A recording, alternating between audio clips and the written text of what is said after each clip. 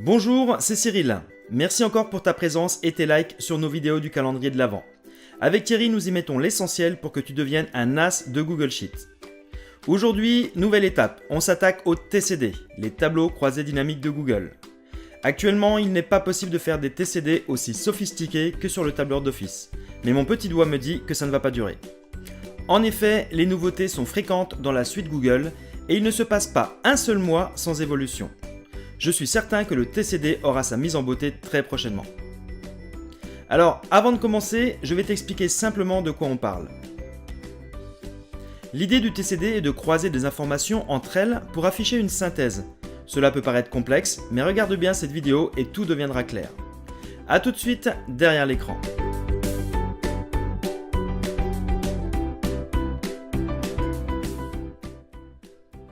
Pour commencer, découvrons notre base de données spécialement créée pour cette démo.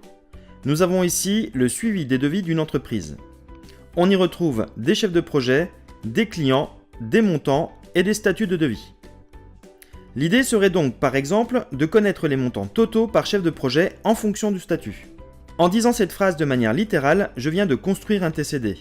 Je vais donc croiser les chefs de projet et les statuts et trouver au centre la somme des devis.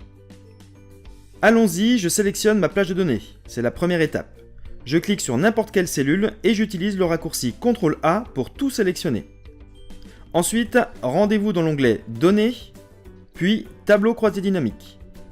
Une nouvelle feuille va se créer automatiquement dans mon fichier avec une table vierge et un éditeur de graphiques. Nous voulions voir en ligne les chefs de projet, je sélectionne donc cette information en ajoutant un champ ligne. Les chefs de projet apparaissent. Tu noteras que même si les chefs de projet ont fait plusieurs devis, leur nom n'apparaît qu'une seule fois.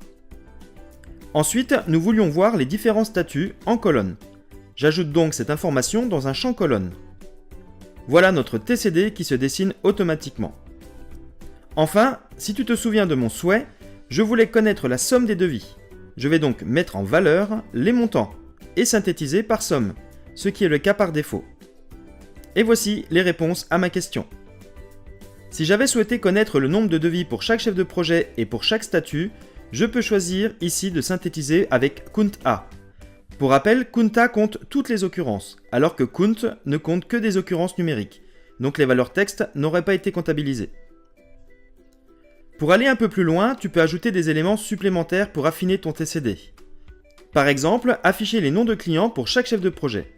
Pour cela, dans le champ ligne, j'ajoute les clients. Et le tableau se transforme automatiquement en redistribuant les valeurs. Enfin, tu peux filtrer sur une en-tête, ce qui sera très utile si ton TCD est très long. Par exemple, ici, je ne souhaite afficher que le client Fruitas. J'ajoute un filtre, je choisis l'en-tête que je veux filtrer, j'efface la sélection et je coche Fruitas. Puis OK. Une dernière astuce, si tu souhaites que ton TCD se mette à jour automatiquement, il suffit de modifier la plage sélectionnée pour anticiper les futures saisies de devis par les chefs de projet.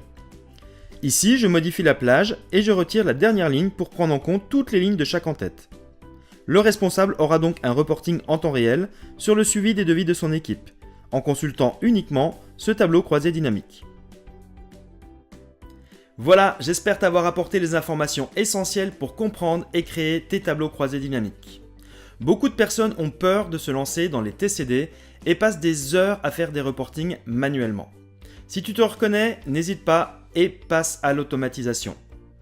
Petit rappel utile, abonne-toi à la newsletter de Thierry Vanoff pour recevoir chaque semaine des tonnes d'astuces Google. Like la page Facebook et abonne-toi à la chaîne YouTube Numéricoach. Enfonce tous les pouces bleus, les plus sains et les j'aime de tes réseaux sociaux et partage à tes collègues sans restriction, c'est cadeau. Demain, c'est encore moi qui sera là pour ouvrir la 12e case de ton calendrier de l'Avent. Nous allons aborder ma formule préférée dans Google Sheets, Import Range. Je ne t'en dis pas plus, mais ne loupe pas cette vidéo qui ouvre les frontières entre documents pour récupérer automatiquement, en temps réel et en gardant à jour, des informations disponibles à un seul endroit. Tu pourras dire adieu à tes copier-coller. À demain!